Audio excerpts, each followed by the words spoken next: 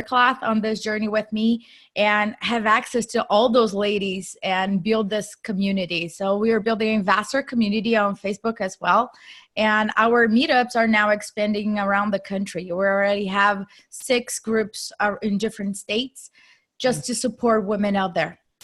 Awesome. So really just providing a platform for inspiration for other women who want to get involved in investing, whether it be real estate or any other platform, just providing stories for them to say, hey, look, if these women can do it, you can do it as well. Is that kind of the idea? Yeah, absolutely. We differentiate our platform from others. We are not educational. It's not about me or Liz. Even though we do have experience in real estate, we have experience on the development side, on syndication deals and all of that. It's not about us. We want to provide a platform where other ladies that do have things to share, that they can totally do that in a way where they're always empowering the other one. It's kind of like I heard this another day and I thought was very clever, that my candle will not bright less if I light up other candles. So that's the mentality that we have. Oh, I like that. That's a very good saying. Huh? Have to remember that. Well, I will. How long have you been doing that podcast? Well, the podcast is kind of recent. We started last year in February, and we already have 35,000 downloads. 137 countries. We just had our first sponsored starting last month, Fund That Flip, by the way. Shout out to them, people that we do like and respect, and we want to join forces. So our community is growing pretty fast. Our Facebook group started a couple of months ago. We already have above 600 ladies that joined. So we are growing pretty fast. And that's our goal, to reach out as many women as we can around the country and the world. It doesn't really matter. All right, excellent. Well, I'm not going to take up any more of your time. I want you to give as much content as you can to our attendees. So you're going to talk with us this morning about converting your long-term rental into short-term. Yes. And as you have questions, excuse me, as you have questions, please post them in the Q&A box. Please be sure to post them in the Q&A box as opposed to the chat box, because sometimes they'll scroll down and I'll miss them. So if you put them in the Q&A box, I'll be able to track them and answer them in order, and it kind of keeps track of them for me.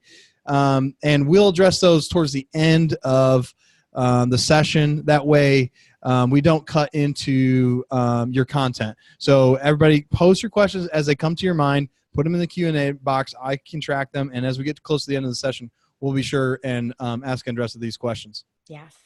So Andresa, we'll let you have it. All right. So let's take him from here. Let me share my screen with you guys. There we go. Give me a second. So let's get started. So today what I'm going to be talking about is Airbnb. This is a quote unquote term that we use to refer to short-term rental, vacation rental, defer to long-term rental. So I'll be talking about Airbnb in that sense. And this is, even though Airbnb started a couple of years ago, is still a baby, and there's a lot of transitions going on at this moment. And we're going to talk about that as well. But most important, what I'm going to talk is this a good fit for you? How can I evaluate that? How do I know where to start? What comes first, the chicken and the egg? And those are the things that I hope I can share with you and shine a light on your path to make a decision if that's a good fit for you or not.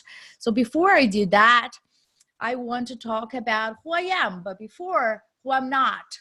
So as my disclaimer, I'm not a financial advisor. I'm not a broker. I'm not an expert, definitely not a guru.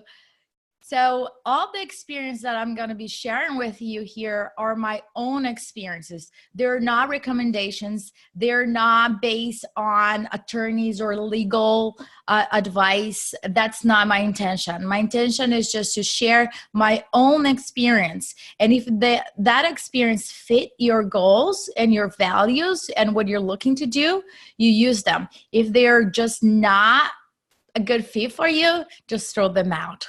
I won't feel bad about it. All right. Now I'm going to talk about who I am. So my name is Andresa Guidelli, as you can tell.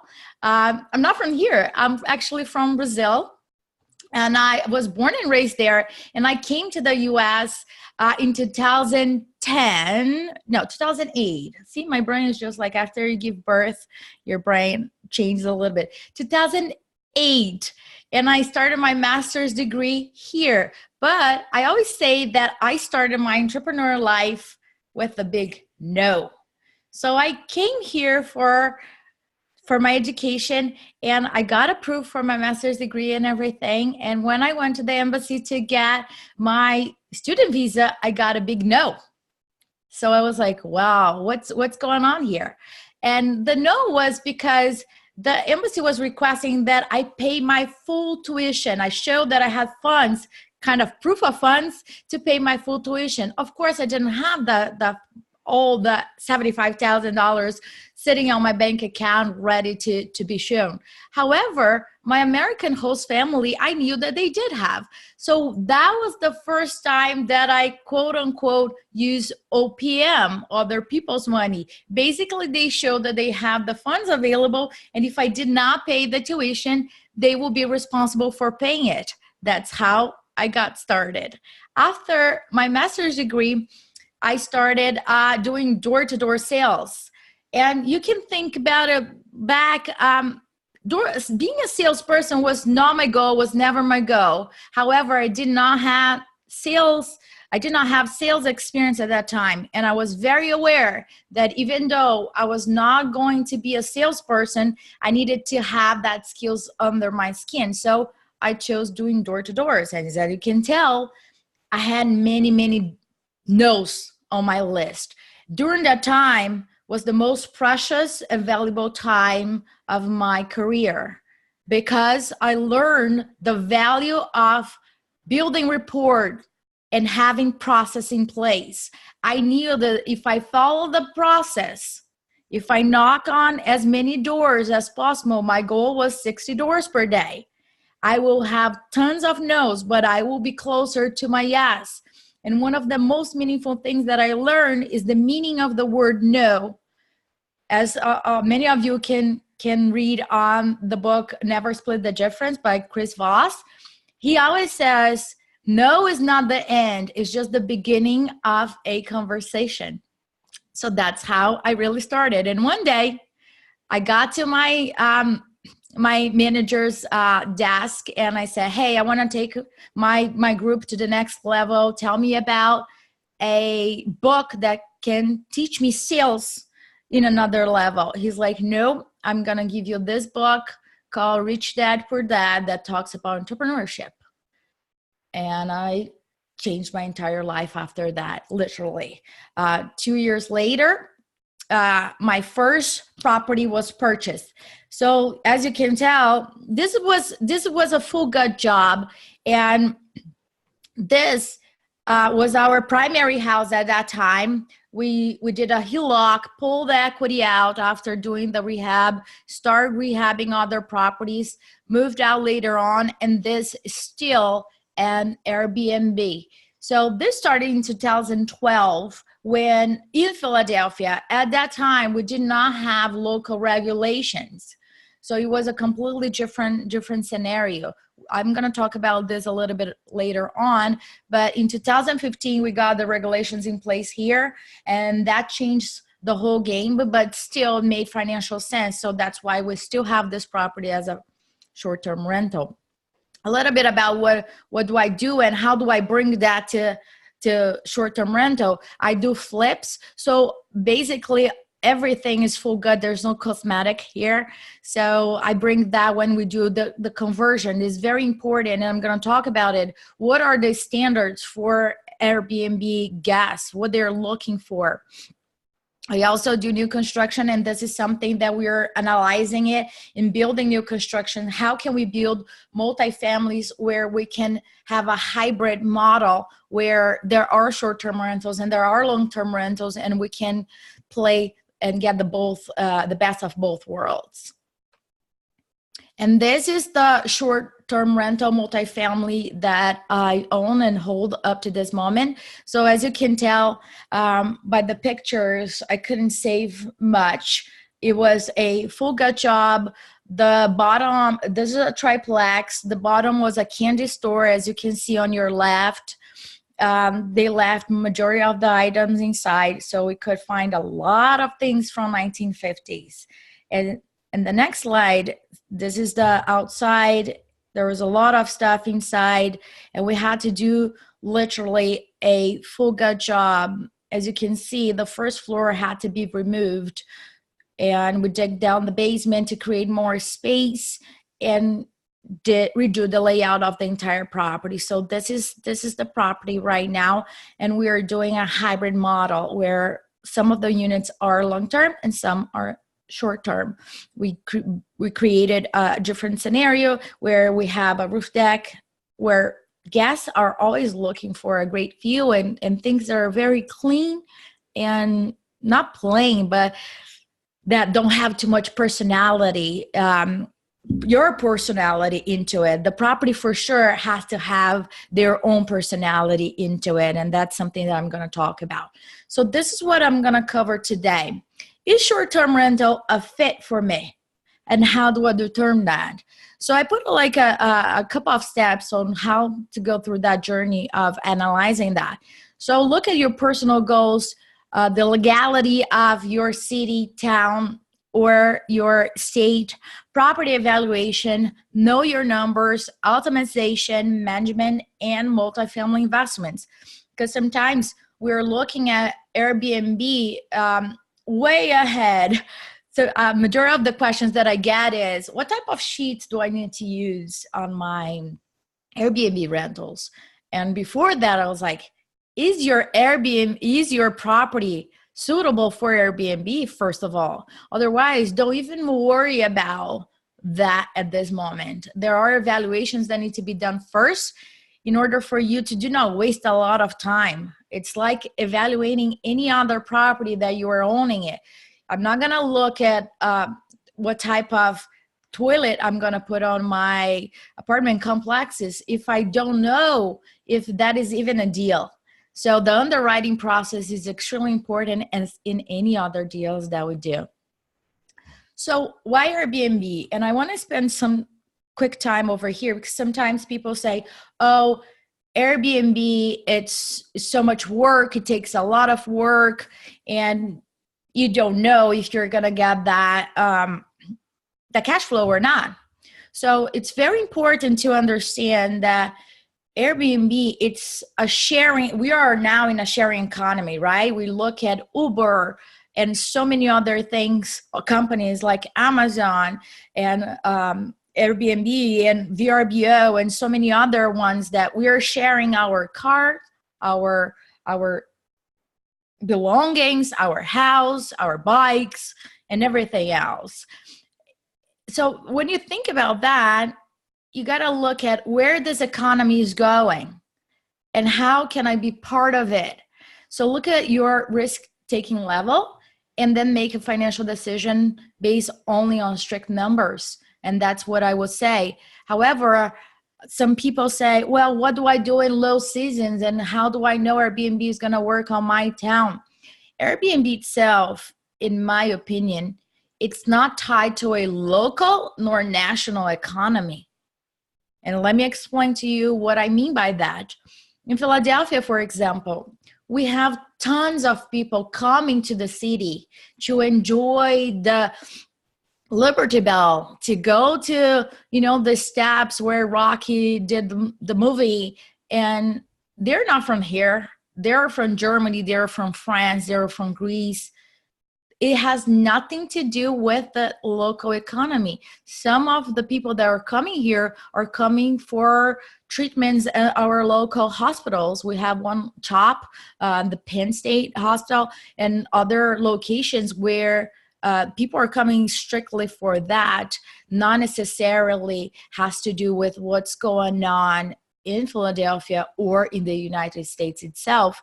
So if the economy changes, or if it really doesn't really matter for those people that are planning on spending their money here. If they are on vacation here, they couldn't care less. What they care about is the location, how close they are from public transportation, and for all the things that matter to them. So that's something that I will also address, what to do on low seasons, and what is best. Is best for me to have long term. What I mean long term is like 30-day, under 30 days, or that, avoid that change of how many people are coming into your place and what are the advantages of that. So your personal goals, I always go back to that. What do you need now? Do you need cash flow? Can you hold a property during a couple of months without making any money? Because that's the expectations. When sometimes people look at YouTube videos or other channels and see how much people are making with Airbnb, that's not realistic on their first 6 months. There's a lot of one-time, two-time, investments, and the cash flow might not be that there right away. Our goal is to make sure that in the first months we get the clients, the guests, to come and give us a great review, so Airbnb can see that we are providing value and a great experience, and therefore qualify us to become a super host, which will bring your property up to the rank and be seen by more people. So that's the first thing. So I don't expect to cash flow big on the first 6 months at all. And that's something that you need to be taking consideration, because I will recommend a reserve account for that in case that doesn't happen. And certain locations, of course, if you are in a very prime location, that can be done very, very quick. But you got to be conservative. And that's, again, my opinion. You got to be understanding of what's going on before you jump in. And that ties up to my second question. How much time and funds do you have available to invest? And I'm going to go through the process of it, and I'm going to mention a couple of costs. It's very important for us to evaluate, okay, what is really, really my numbers here, and how much will it cost for me to convert this entire property into Airbnb? I cannot just use my own sheets and say, yeah, you'll be fine. A bad review can cost you a lot, and I mean it. It can break your listing, and other people will not rent from you, and you're done. So the first 10 to 20 reviews are extremely important. You need to be able to get the most of your guests and make sure they are having an amazing experience, so they can share that with others, and then you continue your job after that. Legality. That will be one of my first steps to look at it. And I have two points of view, right? So one of the questions that I get all the time is, should I invest in a place where the laws are still not in place, or should I invest in a location where I already have the regulations in place? In my opinion, having the regulations already in place is an advantage, because then you can play based on those rules already. That doesn't mean that the local government will not change those rules very often, right? It doesn't mean that the community will not push for those rules or laws to be changed. And that's what we've been seeing in so many cities and towns in the country, in the world actually, where we have that community that give the support, that understand the benefits of having that, and they have the community that is more concerned about it. They're not interested in having people coming in and out on their street that they don't know who they are. So you got to understand both points of view. My first tip for you will be, if this property does not cash flow long term, it shouldn't be short term at all. because you got to play a game that it just doesn't make financial sense. And if it is, why I say that, because if you're going to try short-term goal and the local or your local laws change, you can go back to long-term, no problem. But if the long term don't make sense and you're gonna try short term just because you want the cherry, it's just investing based on appreciation, in my opinion. I personally don't invest based on appreciation only. Appreciation is a cherry on top of my ice cream. That's about it. If it comes, great. If it doesn't, so but my major numbers, my core, are not based on the appreciation.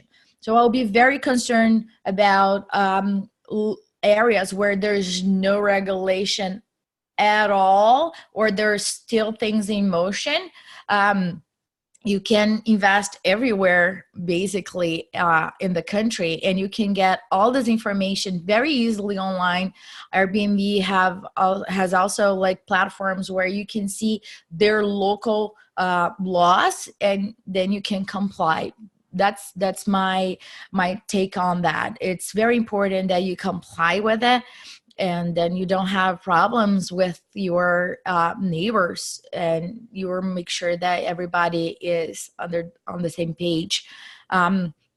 Commercial activity. So Airbnb is considered a commercial activity, and I'm talking about this right now to tie it up to my next point about the insurance.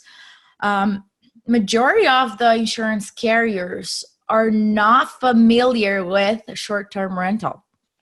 And I proved that a couple of years ago, talking to my agent.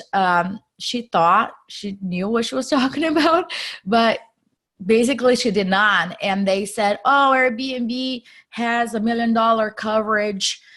Here's the point, guys.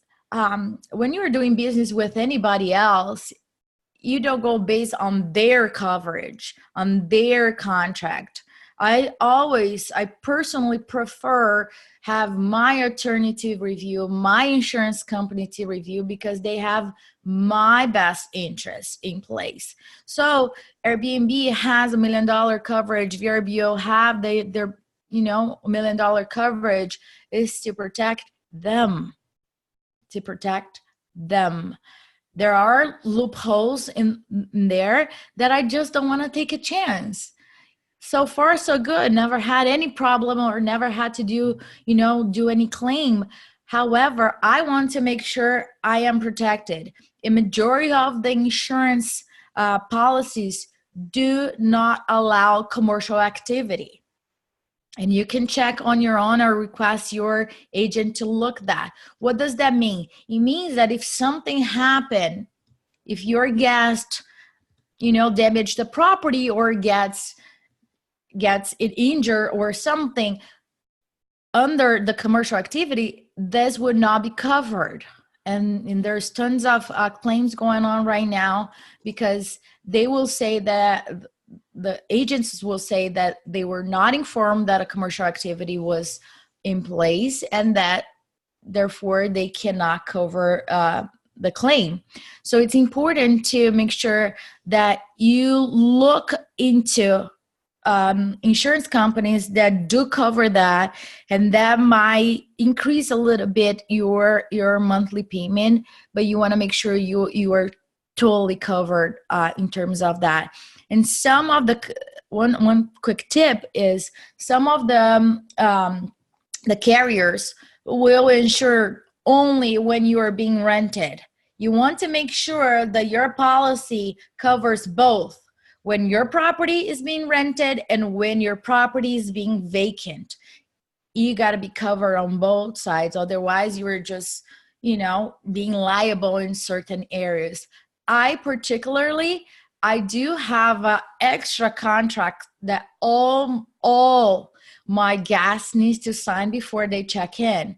That contract was created by my real estate attorney that addresses house rules, safety, my liability, their liability, and everything else that matters to me.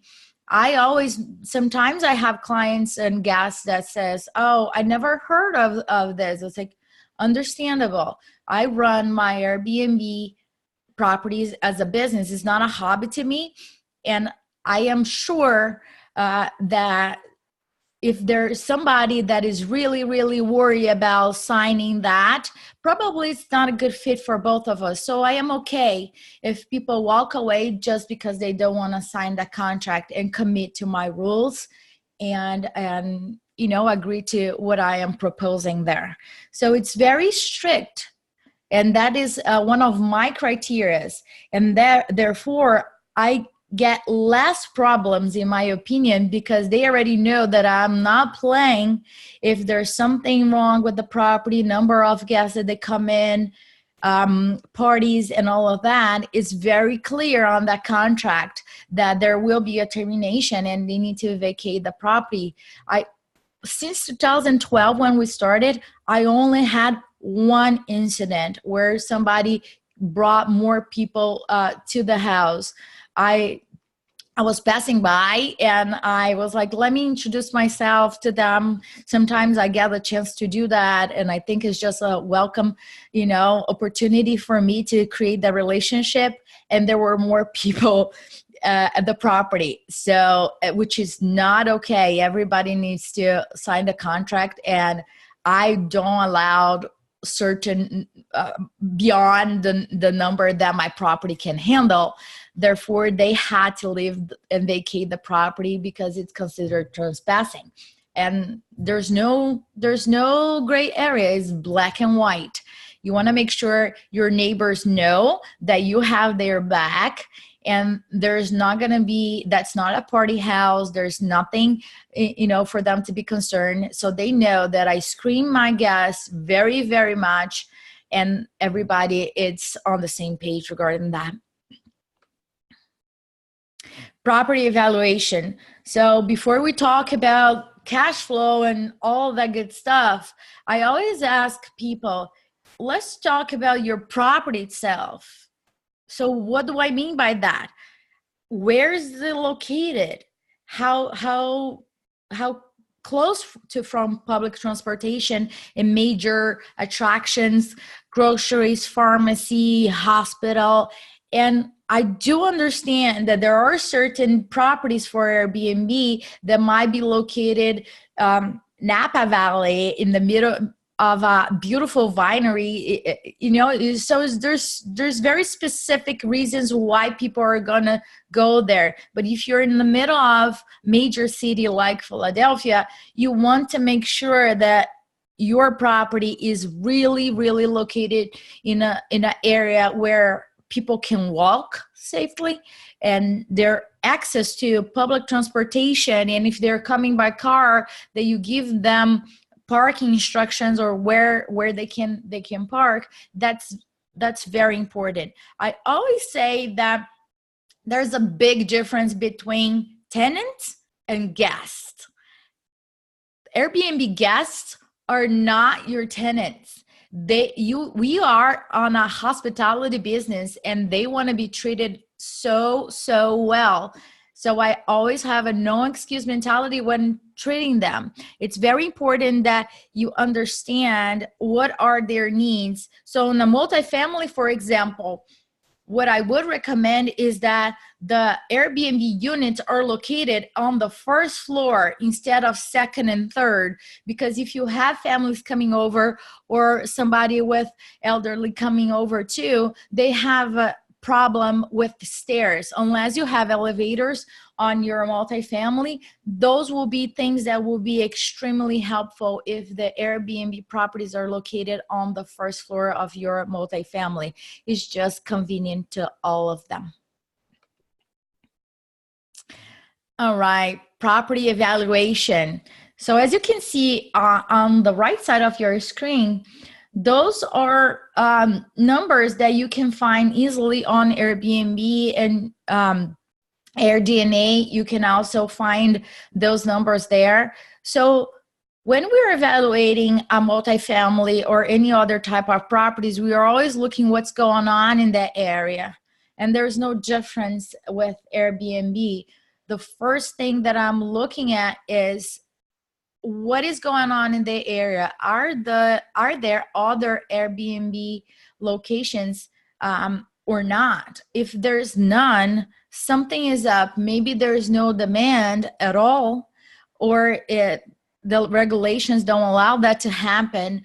So when I'm looking at that, doing my comparables, those are the items that I'm looking at. Who are my competitors? What they're doing there, what they're offering. I go through their Airbnb page and look exactly what amenities they're offering. Oh, they have a hot tub. Oh, they have a garage. Oh, they have a garage in Philadelphia. That's why their price is a little higher than the other ones. I look at how many bookings they have per month, where their occupancy rate percentage there, and I always see, okay, if they're offering that, this is more or less what I should be offering, and therefore you can calculate your cost for all the amenities that you need to put in place. Review. It's very good if you are brand new and you have a question about what exactly do you need to put in your property. Go to their reviews and see what the guests said they care about. On the reviews, you will see, oh, I really love that this host offered breakfast. I really love that this guy had Netflix available for us, or the garage was good, or that he or she allowed pets at the property. So all of those things are going to give you a very clear idea what your property needs to have, especially with multifamilies.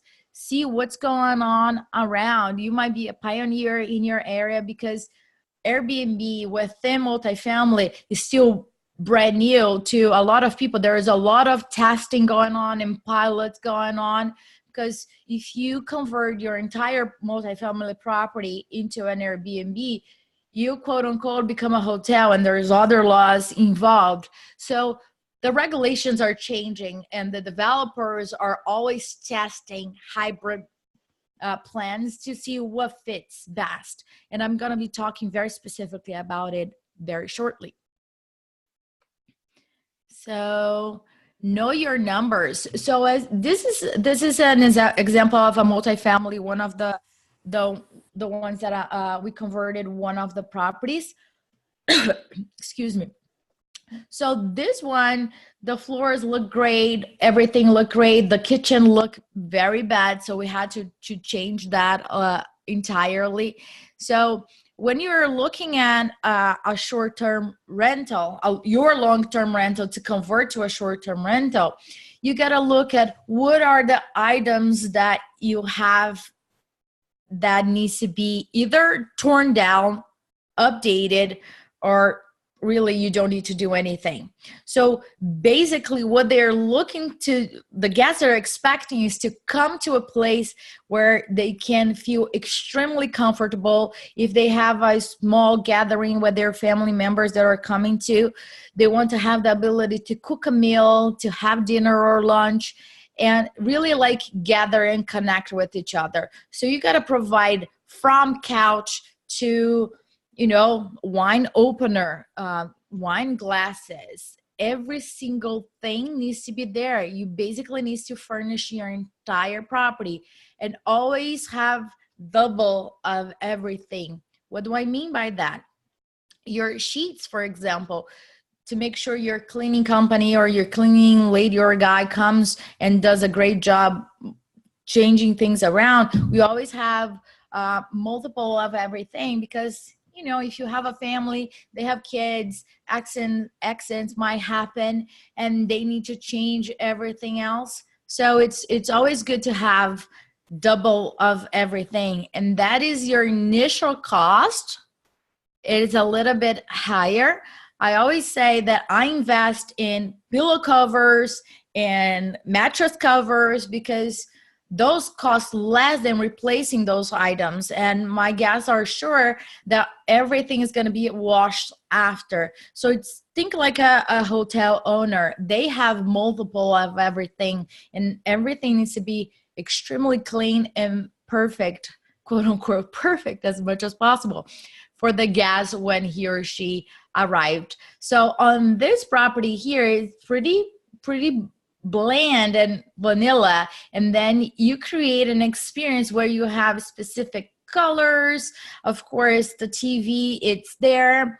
I have the experience with, just a quick tip for TV, that people, of course, they're not coming to your place to just sit down around and watch TV. However, when they are chilling around, they want to make sure that they have channels available. So local channels are not enough. Usually they want multiple channels, Netflix and all of that. So look at what your competitor is doing and what your clients might be looking for. And if they request that from you at the beginning, it means that if they're paying a higher price for your property, probably they will require that right off the bat. So if you're looking at a big conversion, it's like a small rehab. You got to take in consideration the construction costs of that, the time that the property is going to be vacant. Usually those conversions for the units take just a couple of weeks, because it's nothing structural that we are changing, unless that requires structural drawings or changing or the zoning.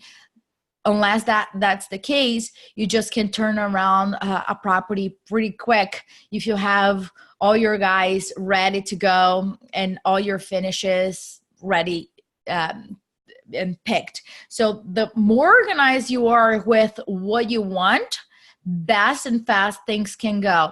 So setup cost for one apartment, you really can vary depending on what you want to do. But setup of a set of appliances, 1,500, 2,500, depending on the size. If you're high end, that number can go higher than that.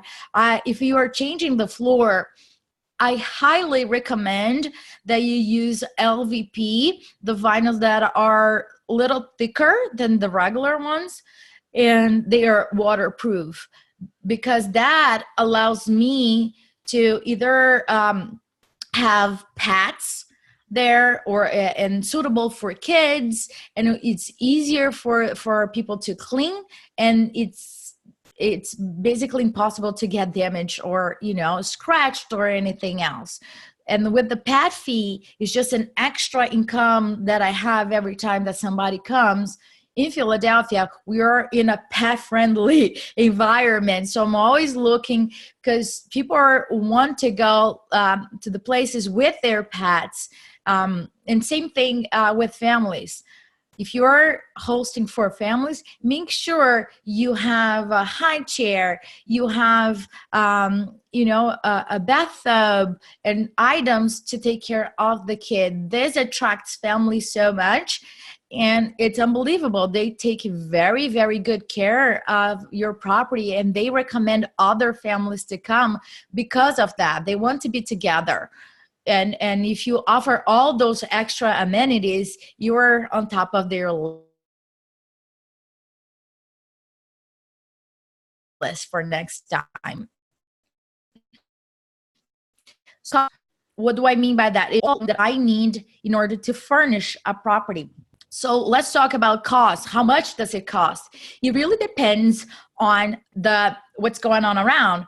It's like rehabbing. You look at the finishes that your competitors are doing. Okay, this needs hard floor, or no, this is okay with engineering floor. That's totally fine. Using, Formica for the countertops, or in my areas, that's not fine. They need granite or quartz. Same thing with Airbnb. Look at what your competitors are using, and you will have a very clear idea of what your guests will be looking for and the price range. Don't gather, a chair here or a chair there, this old mattress that I had, and just throw it at your unit. It's just not gonna cut. People are really looking for a experience within your place. And even though if they barely spend time there, because if they're coming there, they're coming to see what's going on outside your property, they do have those expectations. So let's talk numbers. So for a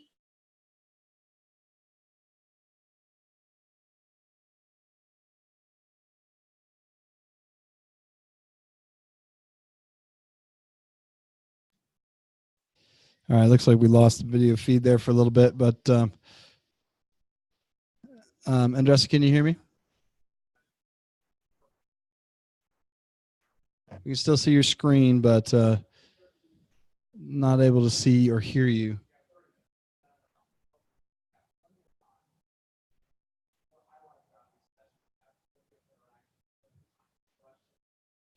All right, well, we're going to wait a second. I'm going to go ahead and there you are. Can you hear me okay?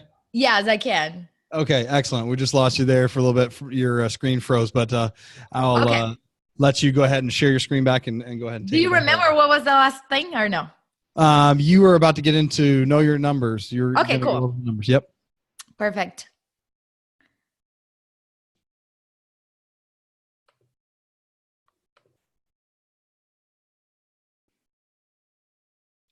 All right, guys, I think lost a little bit, so I'm gonna back up a little bit. Okay, so knowing your numbers. So basically here in Philadelphia, all the numbers that I'm going to talk about is based on my experience here in Philadelphia. So let's say a studio to set up all the items that I need. I have found that making a list with all the items, which items, what's my budget, and what is the real cost. I want to make sure that those are very close to each other, and really like making a spreadsheet with every single thing is so important, so you can track that. And for your next properties, the process is much easier because you can order everything and just go and pick it up, or schedule somebody to do so and set up everything. So for the setup cost for a studio, for example, I have found that the average cost is between $3,500 to $4,500. For a 2-bedroom apartment, it really depends again on the space and how big things are, because you got to consider decoration and everything else. It goes from $4,500 to $6,500. And then a 3-bedroom apartment, it goes to $6,500 to about $8,500, depending on the cost. So you got to take that in consideration when you are purchasing everything, and making sure that you have extra of majority of the items there. You don't want your guests calling you and saying, hey, we don't have enough cups. So if your rental, your unit fits 4 people max, I always want to have at least double the amount of cups, because I don't want them to just washing 2 or 3 cups on the dishwasher and wasting water and electric just because they don't have enough cups or anything else. And I always keep an inventory of everything. And I'm going to talk about this later on, the cleaning part, that it is different than it's just going there and cleaning. There is much more involved. What to expect during the first 6 months? I mentioned very briefly about it, but I always want to set the right expectations for my properties and for the investors that I work with. The first 6 months, we are building our brand. We are telling Airbnb, hey, this is a new product that we are offering, and those are the amenities that we are offering. And then you work very hard for those 10 or 20 first guests to make sure they have an amazing experience. And I always tell them on our portal, hey, let me know if I can make your experience even better, because my goal is to make sure you have everything you need for that to happen. And they're honest. One of them say, hey, I really want a bigger rack to put our coats and scarves now winter time. Not a problem. I can easily get that and get installed in a heartbeat. Get my guy there, install it in 5 minutes, and that is not a problem. I always want to resolve their issues, if possible, when they're still there. I don't want to say, hey, yes, I'm going to do that for the next guest. I want to make sure that I have that Ritz-Carlton mentality where I'll go beyond what they're expecting. And that translates into amazing reviews. And I'm going to give you an example. In one of our properties, we had a heating issue. Yes, a heating issue. The heat just went off, and we sent our emergency guy there in the middle of the night. Couldn't figure out what was going on. So thankfully they had friends in town that they could go to their house. Not a problem. It was, a couple of young folks. I did refund the full amount to them, and really personally apologize for the inconvenience, even though it was just that night. And I got a amazing 5-star review, not because I refunded to them, because that was even after, because I addressed their issues, and even they were very appreciated that I was addressing the issue right away. So don't be afraid to have that communication with your guests and ask for feedback. What can I do better here? They will tell you, and those are priceless feedback. Let me go to the next one. So this is one of the most important slides for this presentation, and I really want you guys to pay very, very attention on that. So when people say, does the number work for my property? I don't know, and not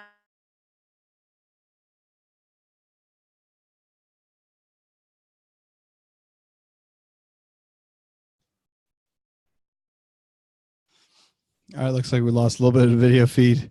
Again, I apologize for that. Looks like may having a little bit of internet feed issues there in Andresa's area. So we'll give her a second to come back on. And keep putting your questions in the Q&A box. I've got several here. We'll try to have her address those as soon as she's able to come back on.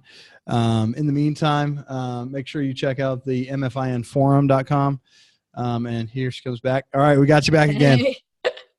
Is it on my end? Is there anything that I can do? Just something to do with your internet connectivity. It just keeps on cutting out, but I think we'll be okay. We'll just keep on trying. If you cut back out, I'll jump back in and wait for you to come back on.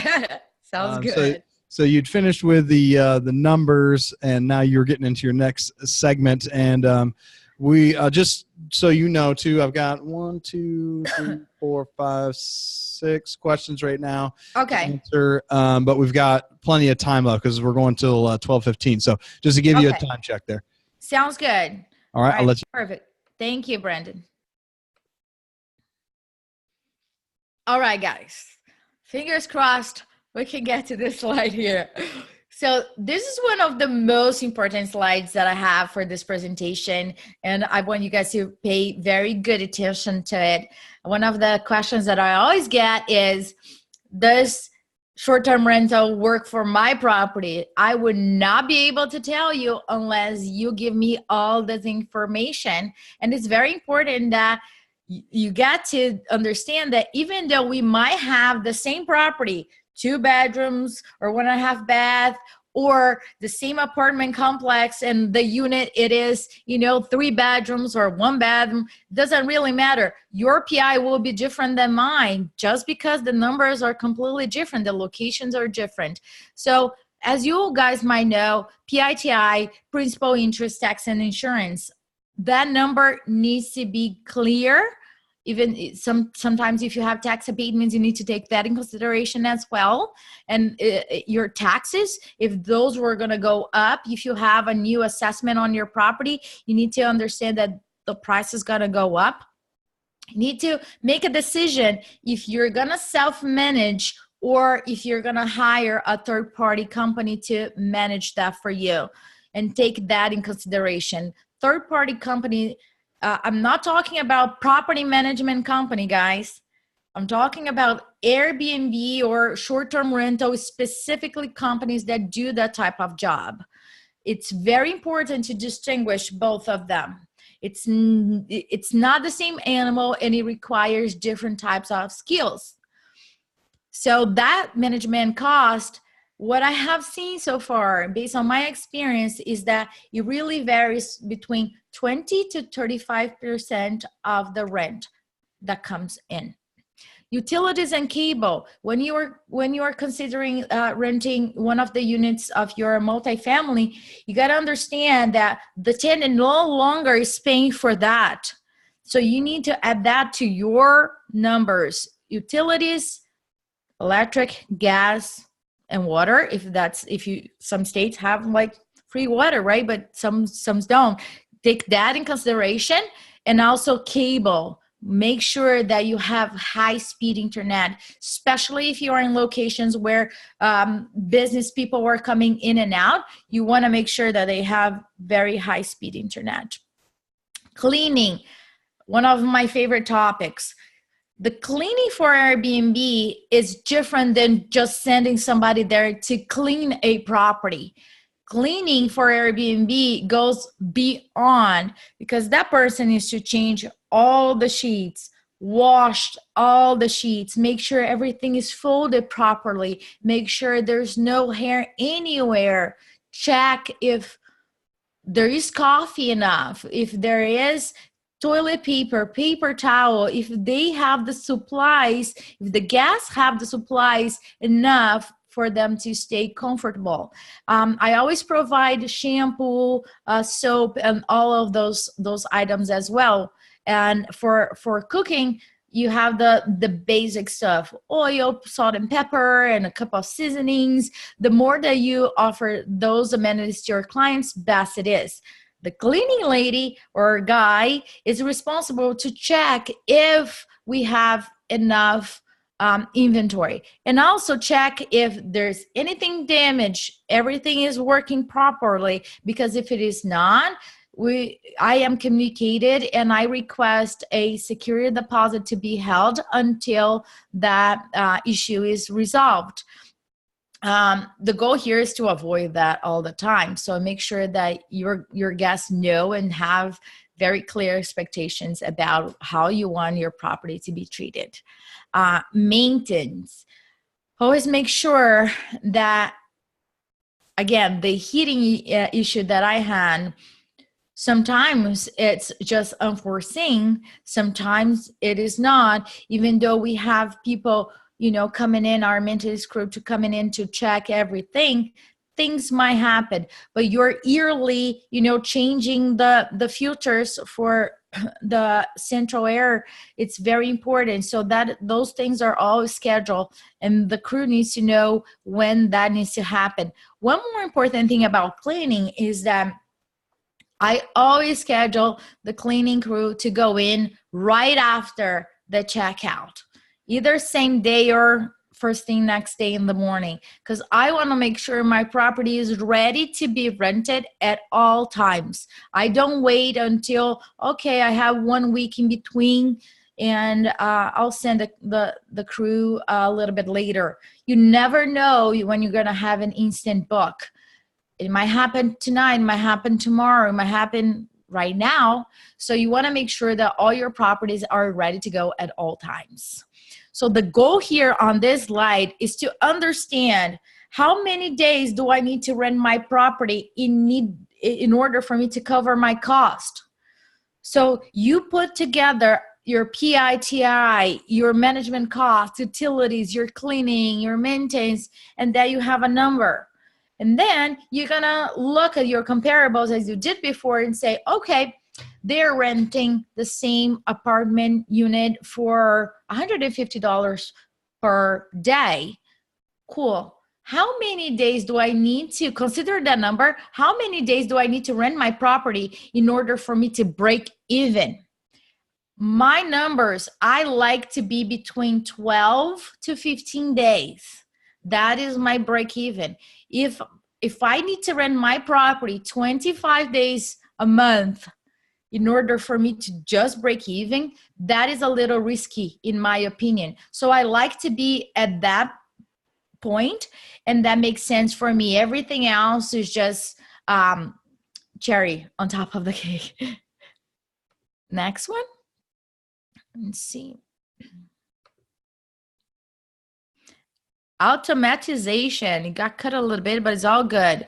So one of the things that I addressed at the beginning is that a lot of people think that this takes a lot of time. Yes, it does take a lot of time if you don't have your tools in place. It's exactly the same thing if you try to manage your apartment complex by yourself. Same thing. If you don't have your team in place, your systems in place, will take a lot of time. So the goal here is to, how can you delegate? How can you create and implement systems that you will take the less amount of time? And sometimes it takes a little bit of time to build that. And sometimes you have zero interest, nor time, nor desire to do that. And you got to hire people to do that for you, or hire a company that already have everything in place. You got to understand, if you're going to play this game of Airbnb, it's like me going to an NBA game trying to play with them. They're professionals. They know what they're doing. And it's very hard to compete with the strategy that those companies are using. So unless you are into Airbnb as your business, you shouldn't be handling it. You gotta look at yourself and say, is this the best use of my time? This is what I enjoy doing. This is the most return that I get from my time. If they answer yes, cool, go ahead. If it is not, just step back and delegate. And I think that it can be applied in anything that we all do. So automatization, booking criteria. So for in my experience, instant booking. Airbnb did improve that instant booking. Before, anybody could just go and book your property instantly a couple of years ago. Right now, that is not possible. You can set up on the page what criteria that person must have in order for them to book instantly. So for example, I want my guests to have reviews that I can review, so they have to have that.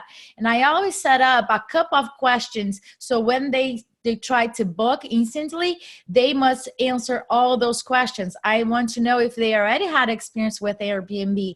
If there is a new page, no picture, no nothing, no information, no confirmation of ID. They just have the page, a month ago. That is kind of a red flag to me. And all transactions is through Airbnb or the portal. So it's safe for me to have that. Customized messages. You're dealing with people that are booking, they're staying at your property. There are questions that you're going to get from every single one of them, like parking, for example. How is parking around your property? How fast can I get to the museum? Where is what restaurants do you recommend around? So all those questions, I have a standard answer for that. I might customize a sentence or not, but they're all standards. So in a matter of 15, 30 seconds, they already have the answer right there. So you got to build that up for the property. Pricing, it's like Zillow. Airbnb has their smart pricing that I personally don't recommend unless you got to know your market and have a pulse on what's working, what's not working. I have found that Airbnb smart pricing are usually below what I would like that to be. So I don't use them. I use other tools like Beyond Pricing that I can set up discounts and how do I want my pricing to be on low season, medium season, high season. Cleaning process. I always talked about it, and I talked to you guys on the previous slide. You want to make sure the house, the apartment, it's spotless. No matter what happened, it's extremely high standard. You don't want to go to a hotel and see hair on the bathtub. You don't want to have that. And the gas will rank your cleaning, and that will affect your rank and the possibility of new bookings. So you want to make sure that the cleaning process is extremely high. So I do pay higher price for that because that's extremely important for my guests and for me. Personalized experience from booking to review. I always make sure that the guests have a manual, that they have a touch. I personally tell them on the manual what are the restaurants that I enjoyed around here that they can easily go, and tips where they can park the car or where they can have breakfast and things like that. So they really appreciate. Another thing that I do that is very small but very effective is when the guests arrive, they have pastries, because sometimes they're traveling and they're really hungry. They don't want to just go out, so they can have a bite and just start their day. Management is very important. That if you are self-managing it, nothing wrong with that, but if you are self-managing it, or if you have a company managing it, the standards are really the same. So you got to have very quick responses, and I mean less than 24 hours. If the person or company takes longer to answer, probably the person is going to book with somebody else. Softwares will help that to the process to be a little bit quicker. Welcome treat, as I mentioned to you guys, I always want to get them something local, something fresh they can easily go there and get again.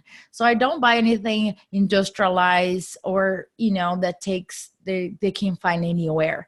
So the more local, better. And the cleaning crew or the cleaning person takes care of that. So it's on their package. Spotless place. That's my number one thing. And I want to make sure that the cleaning company have a SOP, standard operating procedures, so they know what they need to do at all times. On website, even though Airbnb, VRBO, and other platforms offer all the tools you need, there's a tendency right now that apartment complexes, multifamily developers are just creating their own website so people can come and book directly. So there's no, fee in between. There are the benefits and pros and cons about that. The benefits is avoiding, the fees and getting a higher profit out of it and constant clients coming in. But want to make sure that you have the insurance and everything else, all the processing place that can cover you and the guests. No excuse mentality. I do believe that Airbnb require a no excuse mentality no matter the size of your property. You are in the hospitality business and they expect the best. So multifamily investments, options to consider. So let's say you have a small multi or apartment complexes. One thing that I always like to do is to test one unit first instead of getting like, okay, let's test 10 at the same time and just see what happens. So you can have options. What are those? Hybrid rent. That's what I'm mentioning. You have one single family, 3 long-term, or, a mix of all of them. They can be self-managed or not. Second option is to allow third parties to rent long-term from you and they sublet the property. The other option is allow tenants to sublet the property, allow your tenants, your long-term tenants to sublet the properties by themselves. And I'm going to have a slide next. The next slide is going to be about that, because Airbnb has a very specific program for that part where you can have part of the profit goes to you. Or the last option is you can have a combination of all of those. And this is basically based on your location, your level of risk level, and everything that you have to consider. My last slide is going to talk about some questions that I highly recommend you to consider as well. So as I mentioned before, Airbnb has a what they call Airbnb friendly building program, which means that you as a multifamily owner, you can allow your tenant to sublet.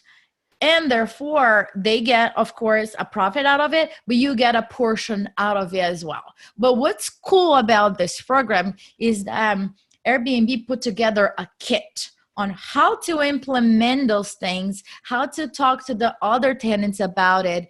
and really create rules around it so everybody is on the same page. So I highly recommend you guys to check it out, and you can download that kit, and that can be also a very good option if you're not looking to manage and deal with the other, tenants coming in and out, guests coming in and out. So challenge. What are the challenges that multifamily developers face? Education and acceptance. A lot of the tenants are not well educated about short-term rental, and therefore they are just against. And that's just common thing. I think that the most important thing is to just be honest and share with them what is this experience is all about, and how can they still feel safe and protected. One of the most important things also is to tell them the benefits, how the community itself, or when I mean community, I mean your apartment complexes or your small multi, how the community itself can benefit from that, because it can be an extra income that can go towards HOA and improvements in your apartment complexes. So they got to understand how both worlds can live in peace. So understanding their concerns and addressing it is one of the most important things before even starting that process. And one of the biggest things are the screening process. Airbnb already have their screening process in place, which checks, does the background check and their ID and everything. So that's extremely important. And I would not consider any of my guests, even though if they don't have that already done. If you're doing through your website, you're booking it directly, I highly recommend that you have that process in place. It's like having a new tenant, for example, but you're going to have that at all times. So the process needs to be extremely quick. Safety. I always make sure that I made a list over here. I'm going to go through them. Carbon monoxide, smoke detectors, sprinklers, establish your emergency plan. Okay, you are here, and this is how, if in case something happened, this is the exit. Having the heating systems, as I mentioned before, where things are being checked in a regular basis and making sure that they're functioning. You want to make sure that your guests, your short-term guests, as well as your long-term tenants have the safety issue already resolved or in place to avoid those things to happen. Challenge. So how to handle low season. I'm all about being proactive. So those are one of my favorite things to happen. So even though I like people coming in and out, and I have minimum days that I accept people, I like people when they come for 25 days, 30 days, because I don't have to have my cleaning company going there in and out, or, dealing with any booking. So those are one of my favorite things. Travel nurses, they have to come and stay for sometimes a month or 2 months, 3 months, and they don't stay at your property. When they are at your property, they're sleeping, they're recovering for their next shift. So that's a good thing. Business travelers, again, they don't stay at your property, barely stay. They come here to work, so they're always out. International adoption agencies. I have right now in one of my properties, people from Netherlands, they're coming here, and their agency is always looking for people that are offering amenities, because we have things for their babies. They're coming here for the adoption of their son. So they're always looking for those things, and they're going to stay here for 28 days. They're always paying like prime on this.